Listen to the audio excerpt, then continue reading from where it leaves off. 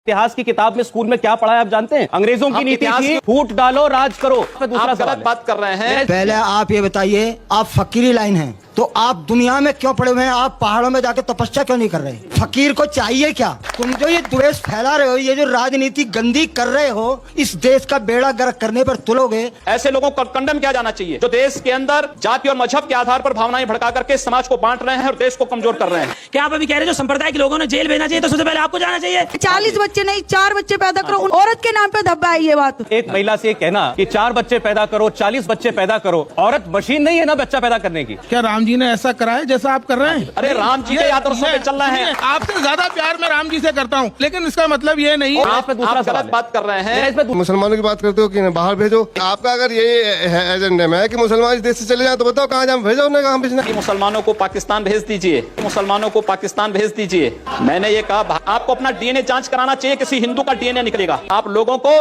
धन्यवाद करना चाहिए मोदी जी का, कम नतमस्तक होना चाहिए। बहुत मोदी जी तो बात कर रहे हैं मेक इन इंडिया की, डिजिटल इंडिया की, वो बात कर रहे हैं भारत को सुपर पावर बनाने की, गरीबी हटाने की, लेकिन उनके किए कराए पर पानी फेरने के लिए बहुत से लोग हैं और माफी चाहता हूं उसमें नाम आपका भी लिया जाता है।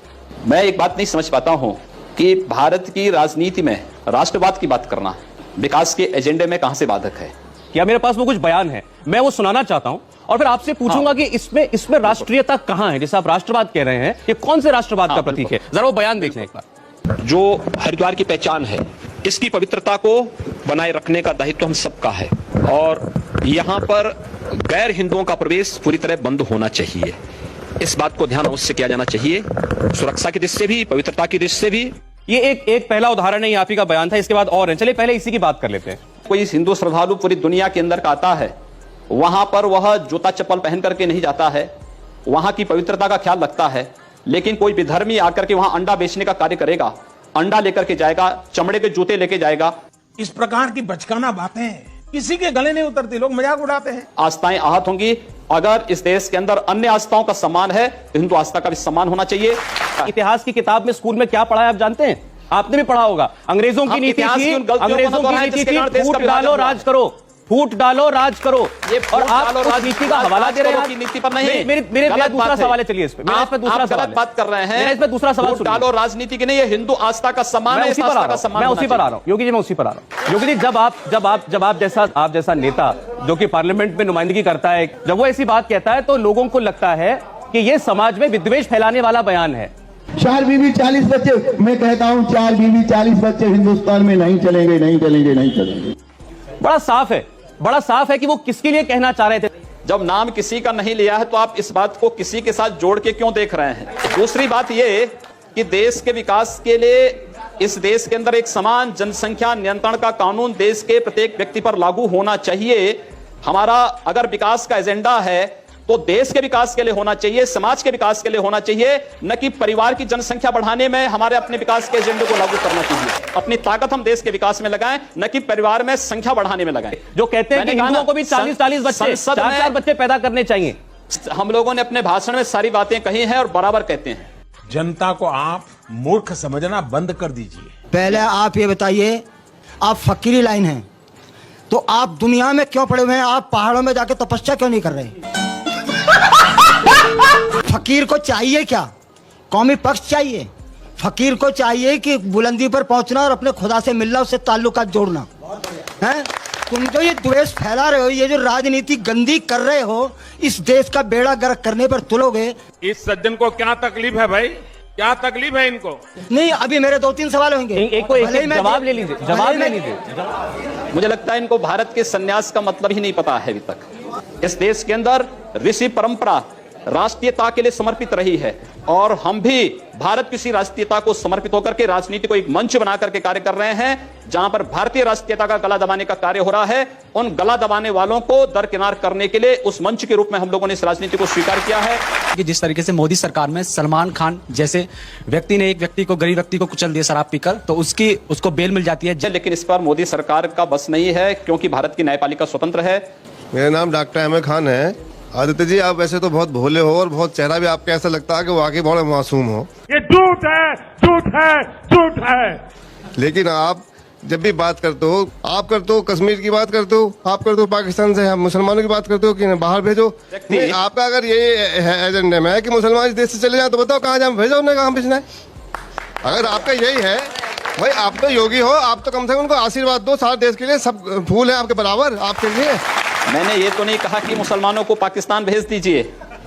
मैंने ये कहा भारत के प्रत्येक नागरिक को सुरक्षा प्रदान करना सरकार की जिम्मेदारी है और भारत की मोदी सरकार इस कार्य का निर्वहन कर रही है।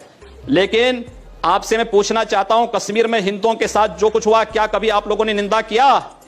क्या अपने जुमे की नमाज में इन बातों को आप लोगों ने कभी खंडन किया कि कश्मीर के हिंदुओं पर जो अत्याचार हुआ है उसका निंदा करते हैं? मेरी आपत्ति है, आपने भी कहा मेरी आपत्ति है। अभी आपने कहा आप लोगों ने इससे क्या तात्पर्य है?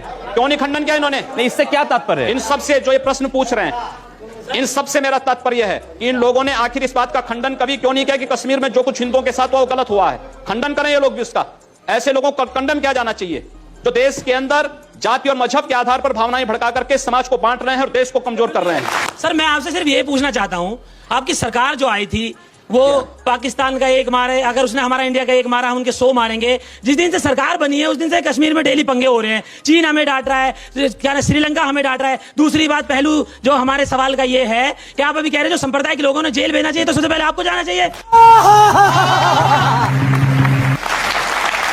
आज सीमा पर पाकिस्तान गोलीबारी करता है तो उसका जवाब मोर्टारों से भारत की सेना करती है और पाकिस्तान दुनिया के अंदर चिल्लाता भागता फिरता है। ये भारत की मजबूत विदेश नीति को प्रदर्शित करता है और भारत की सुरक्षा को प्रदर्शित करता है। आज चीन भारत की सीमा में घुसने का दुस्साहस नहीं करता है। भारत ने किया है, दुनिया के अंदर एक मिसाल प्रस्तुत किया है। क्या इससे पहले कभी हुआ है? आप लोगों को धन्यवाद करना चाहिए मोदी जी का और कम से कम नतमस्तक होना चाहिए उनके चरणों में कि कम से कम देश के प्रत्येक नागरिक को सुरक्षा की व्यवस्था उन्होंने की है, प्रत्येक नागरिक का सम्मान उन्होंने दिलाया है। दूसरा ये कि भारत के अंदर हिंदू अगर नस्ली भेदभाव में विश्वास करता, मजहब के आधार पर या धर्म के आधार पर बांटने में विश्वास करता तो 1947 में ही आर पार हो गया होता। हिंदू से बड़ा सहिष्णु कोई नहीं। और हिंदुस्तान में अगर सेकुलरिज्म जिंदा है तो इसलिए क्योंकि हिंदू बाहुल्य भारत है, बहुसंख्यक यहाँ का हिंदू है, इसलिए है। पार्टी से जुड़ी, संघ से जुड़ी कुछ ऐसे संगठन हैं जो लगातार इस प्रकार के एजेंडे को आगे बढ़ा रहे हैं जिससे विद्वेष फैल रहा है समाज में कि भारत के अंदर अल्पसंख्यक और बहुसंख्यक के आधार पर हमने नहीं बांटा है। ये किसने बांटा है? इस देश के अंदर आखिर अत्याचार और शोषण कहां से प्रारंभ होता है यह भी तय होना चाहिए और इस पर निष्पक्ष चर्चा इस पे होनी चाहिए। आखिर इस देश के अंदर हिंदू बहुसंख्यक है लेकिन निकाला जाता है भारत के अंदर, खाना बदोश की जिंदगी वो जीने के लिए मजबूर होता है। दुनिया के अंदर आश्चर्य होता है इस बात को लेकर के। घर वापसी क्या है? जोर जबरदस्ती से जिन लोगों को धर्मांतरण कराया गया था, अगर वो स्वेच्छा से घर वापस आना चाहते हैं, या घर वापसी है धर्मांतरण नहीं, अगर स्वेच्छा से आना चाहते हैं, कोई दबाव नहीं, कोई लोभ लालच नहीं, लेकिन धर्मांतरण में छल है, छद्म है, धोखा है। आप क्रोनोलॉजी समझ लीजिए। अच्छा, आप कह रहे हैं कि धर्मांतरण बगैर किसी दबाव के, बगैर किसी लोभ लालच के होना चाहिए और आप जो घर वापसी करते हैं उसमें यह नहीं होता। आगरा में 300 लोगों का धर्म परिवर्तन कराने का प्रयत्न हुआ। आप गलत बोल रहे हैं। देखिए, आगरा में कोई भी किसी प्रकार का कोई धर्मांतरण ना हम लोगों के संगठन ने किया था, ना हम लोगों की किसी संस्था का उसमें कोई योगदान था। जी, अब आप बड़ी आसानी से बच के निकलना चाह रहे हैं। मामला समाप्त आसानी से नहीं।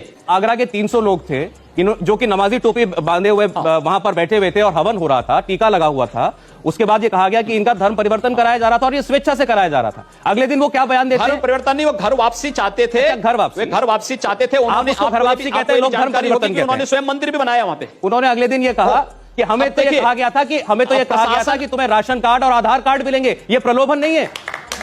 हर महीने 50 लाख रुपए का खर्च है 1000 परिवारों का धर्म परिवर्तन कराने का। 8 से 10 लाख रुपए तो सिर्फ पेट्रोल डीजल पर